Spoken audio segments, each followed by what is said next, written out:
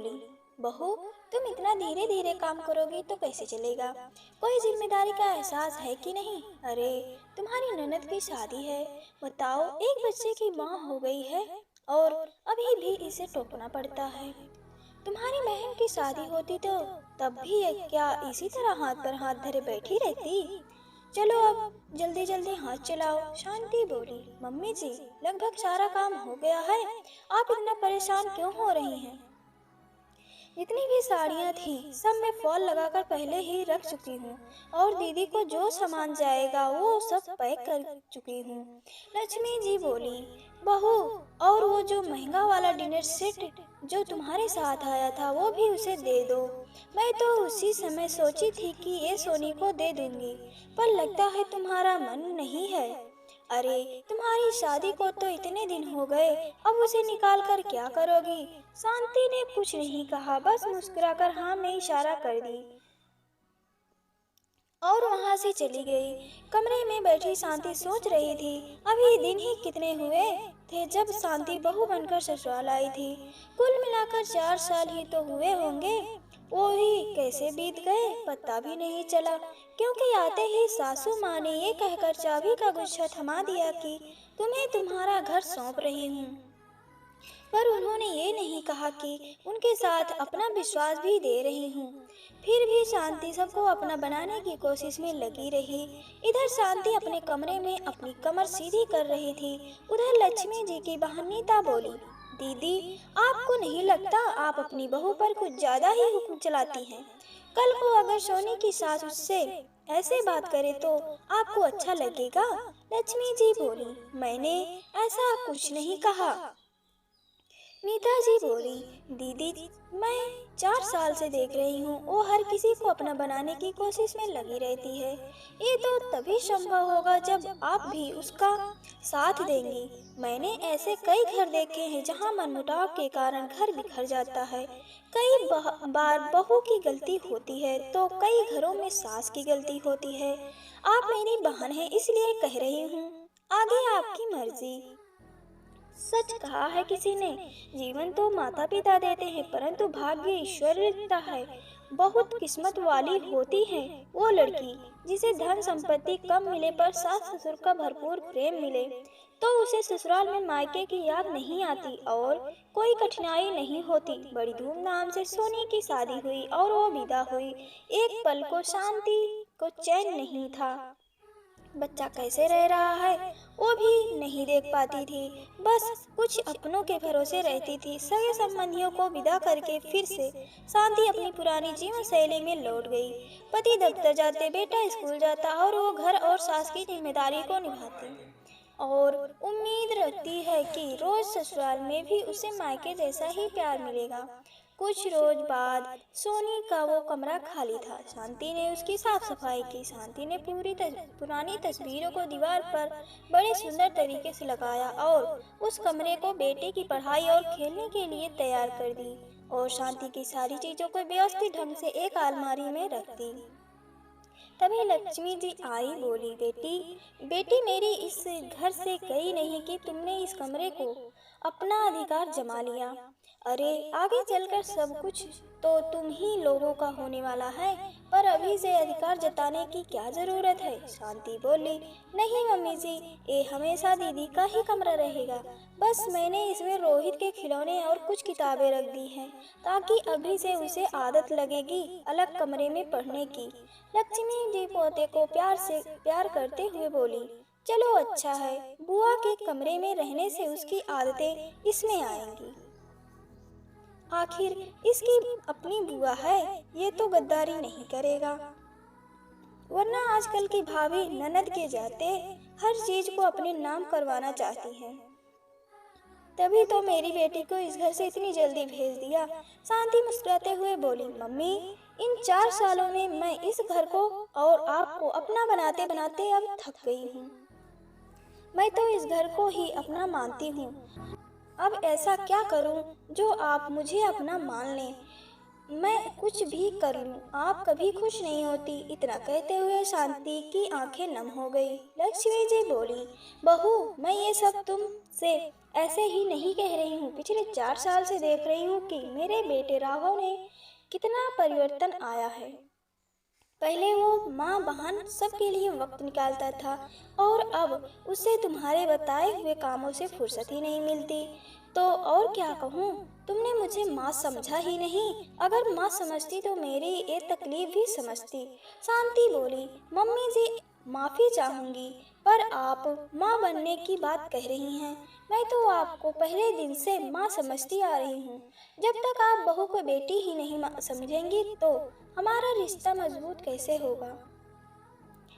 आपने कभी ये बात अपनी बेटी से खुलकर पूछी कि आखिर उन्होंने शादी के लिए एक बार में हाँ क्यों कह दिया? क्योंकि उन्हें वो लड़का एक बार में पसंद आ गया था। आपको बताने में शर्मा रही थी। फिर शांति ने लक्ष्मी जी को सारी बात बताई। शाम में राघव दफ्तर से लौटकर आए। शांति की आंखें लाल देखकर बोले, क्या बात है, तुम दुखी क्यों लग रही हो? वहीं बैठी लक्ष्मी जी व्यंग करते हुए बोली, हाँ हाँ, माँ की परेशानी नहीं दिखती, बीवी की लाल आंखें दिख जाती है। राघव बोले, माँ ताली एक हाथ से नहीं बजती। 4 सालों में मैं आपकी बहू को इतना तो जरूर जान गया हूँ कि ये कभी भी किसी चीज की शुरुआत नहीं करेगी।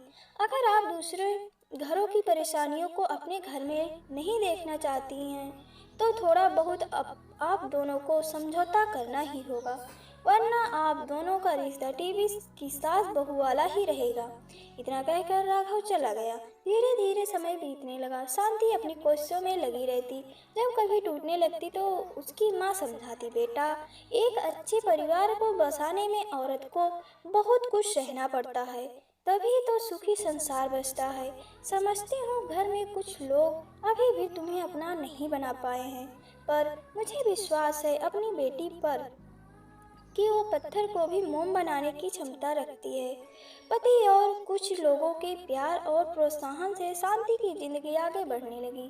देखते ही देखते समय बहुत गुजर गया। अब तो बेटा भी शांति से ऊंची कद का हो गया था और दादी की आंखों का तारा बन गया था। एक शाम शांति राघव से बोली, आपकी बहन की 15वीं सालगिरह आ रही है, याद है कि नहीं? क्यों ना उन्हें कुछ अच्छा उपहार दिया जाए, क्या आप कहते हैं? ऐसे तो मम्मी जी अपनी तरफ से जो देना होगा देंगी, पर हमारा भी तो कुछ फर्ज बनता है। राघव बोले, तुम भूल रही हो कि हमारा बेटा पढ़ाई के ऐसे मोड़ पर है जहाँ पैसे ही पैसे खर्च होंगे, और अभी तो महीना का आखिरी समय चल रहा है, ऐसे ही हाथ तंग है। उस पर ये तुम अच्छा उपहार देने की बात कर रही हो? अरे माँ जब दे रही है तो हमें अलग से देने की क्या जरूरत है? तुम कितना भी कर लो, तुम्हारे लिए उनकी सोच बदलने वाली नहीं है। अब तो हार मान जाओ। वो बोली, इतने सालों में हार नहीं मानी तो अब क्या मानूंगी? हाँ, अपनी बहू के आने से पहले अपनी सास की बहू नहीं बेटी बन जाना चाहती हूँ। तो क्या ज़्यादा चाहती हूँ? अब तो माँ भी नहीं रही जिससे कुछ सलाह लूँ, इसीलिए आपसे पूछ रही हूँ। मुझे याद है माँ हमेशा कहती थी, अपना फर्ज निभाती रहना। सोचने वाले तुम्हारे बारे में क्या सोचते हैं ये सोचकर अपना मन कभी दुखी मत करना और खुश रहना। दूसरों की बातों से अपना मन दुखी मैं नहीं करती, देखिएगा सारा मैल निकल जाएगा। राघव बोला, तुम जानती हो सोनी की शादी में मैंने लोन लिया था, अभी तक नहीं चुका पाया हूँ, और अब बेटे के लिए एजुकेशन लोन ले लिया हूँ। मेरी हालत तुमसे छुपी नहीं है, फिर ये लेन देन की बात क्यों करती हो? मैं जानता हूँ कि तुम रिश्तों को सुधारने में कितने आंसू पी गई हो। इतना कुछ सुनने के बाद भी तुम सोनी के लिए तैयारी करना चाहती हो, मानना पड़ेगा तुम्हारे धैर्य को। शांति बोली, वो धैर्य ही क्या जो छोटी छोटी परेशानियों से टूट जाए। अब छोड़िए उन बातों को, कुछ अच्छी बात कीजिए। मैंने उनके लिए ये साड़ी, और आपको याद है मम्मी जी ने मुझे मुंह दिखाई में एक झुमका दिया था, उसे तो मैंने आज तक पहना ही नहीं। सोच रही हूँ माँ की चीज बेटी को दे देती हूँ, दीदी जी खुश हो जाएंगी। राघव बोला, मैं यहाँ एक एक पैसे जोड़ रहा हूँ और तुम हो कि खर्च कर रही हो? थोड़ा सोच समझकर खर्च करना, क्योंकि कुछ ही दिन में पैसों की ज़रूरत पड़ेगी। ऊपर से माँ का हर महीने का इतना दवाई भी आती है। शांति बोली, आप चिंता मत कीजिए, मैं घर के खर्चे में कटौती करती जाऊंगी, सब पूरा हो जाएगा। तभी उधर से लक्ष्मी जी बोली, बहू, सोनी की सालगिरह की तैयारी हो गई? राघव बोला, माँ, हमारी हालत आपसे भी छिपी नहीं है, फिर आप ऐसी बातें कैसे कर सकती हैं? सब कुछ संभालना बड़ा मुश्किल हो रहा है। महंगाई आसमान को छू रही है और खर्चा है कि कम नहीं हो रहा है, और अकेले में ये सब कैसे संभालूंगा? लक्ष्मी जी बोली, ये सब तो उस वक्त सोचना चाहिए जब बीवी को लेकर बाहर घूमने जाते थे और ससुराल वालों पर खर्च करते थे। राघव हैरानी से माँ को देखने लगा तो शांति बोली, आप क्यों परेशान होते हैं बेकार में? पुरानी बातें फिर से शुरू हो जाएंगी। जब मैंने इंतजाम सब कर लिया है तो क्यों परेशान होना चलिए जाइए, अब आप कपड़े बदलिए, मैं खाना लगाती हूँ। सब सोनी के घर सालगिरह पर पहुंचे। लक्ष्मी जी बोली, बहू, अगर मैं उपहार दूं तो तुम्हें बुरा तो नहीं लगेगा?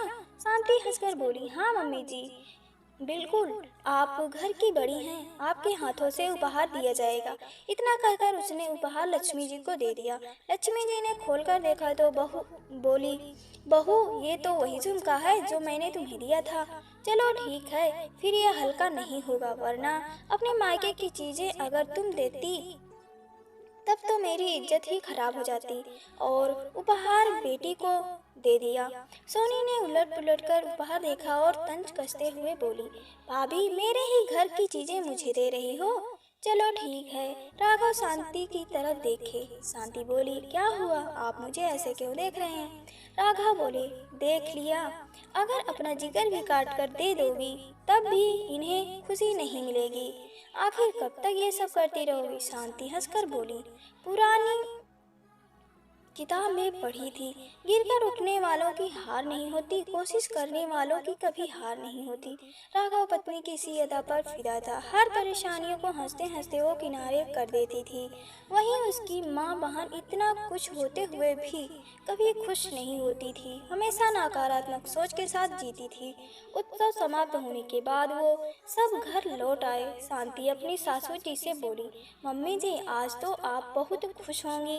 जब बेटी की सालगिरह की गिनती बढ़ती जाती है तो माँ बाप से ज्यादा खुश कौन रह सकता है? लक्ष्मी जी बोली, हाँ, वो बात तो है, बस थोड़ा उपहार में कमी लगा मुझे। अब क्या किया जाए, जब देने की इच्छा ही ना हो तो कोई कितना खर्च करेगा? इतना कहकर वह अपने कमरे में चली गई। राघव बोला, देखा तुम कितना भी कर लो, माँ खुश नहीं होगी। शांति बोली, मुझे मम्मी जी से अब कोई शिकायत नहीं है।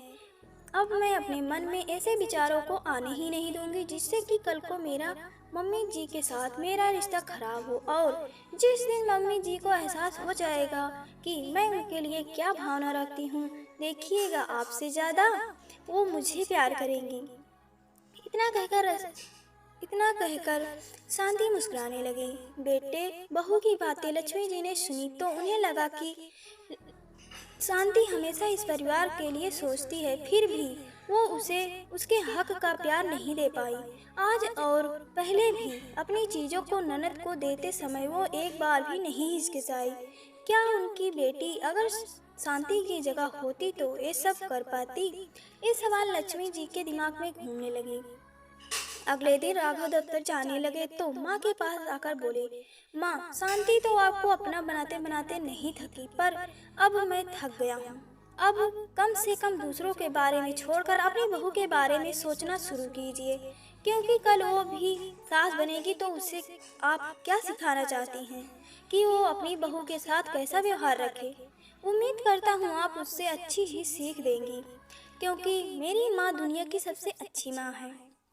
इतना कहकर राघव दफ्तर चले गए। लक्ष्मी जी सोचने लगी, सच में अगर बहू की जगह सोनी होती तो उनके कहने पर भी वो अपनी चीजों को दूसरों को नहीं देती। कुछ सोचते हुए लक्ष्मी जी अपने कमरे में गई और कुछ ढूंढने लगी। कुछ घंटे बाद पूजा पाठ करके वो शांति के पास गई और बोली, बहू, ये तुम्हारे लिए है। शांति आश्चर्य से बोली, ये क्या है मम्मी जी?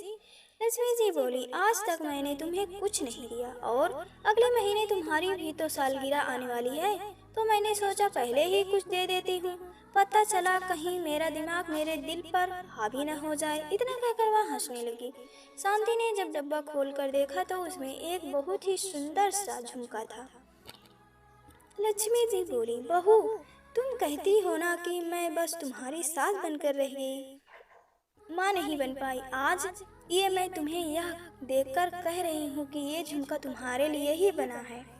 इसमें मेरे जीवन भर का प्यार छुपा है, जो आज तुम्हें दे रही हूँ। लक्ष्मी जी के इतना कहते ही शांति उनके गले से लग गई। उस दिन तो शांति के कदम जमीन पर ही नहीं पड़ रहे थे।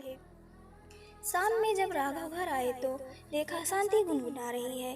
जब उन्होंने सारी बात पूछी और शांति ने बताई तो राघव आश्चर्य से बोले, ये बदलाव कैसे आया? शांति बोली, मेरे इंतजार से आया, और कैसे आया? आगे मैंने मम्मी जी को सास से माँ बना ही लिया, और ये देखिए मम्मी जी ने ये बैंक के कागजात दिए हैं। वो बोली कि जितना भी लोन है उसे खत्म करो और मेरे बेटे को आज़ादी से जीने दो। राघव की आंखों में आंसू आ गया और वो तुरंत जाकर माँ के गले लग गया और बोला, माँ, आपके अंदर ऐसा बदलाव कैसे आया? लक्ष्मी जी बोली, बेटा, सामने वाला अच्छा व्यवहार रखे तो कोई भी इंसान कितने दिन नाराज रहेगा। लो, मैं भी बहू की तरह बन गई। राघव बोले, माँ, सही मायने में आज मैं बहुत खुश हूँ। मुझसे ज्यादा खुश और कोई हो ही नहीं सकता।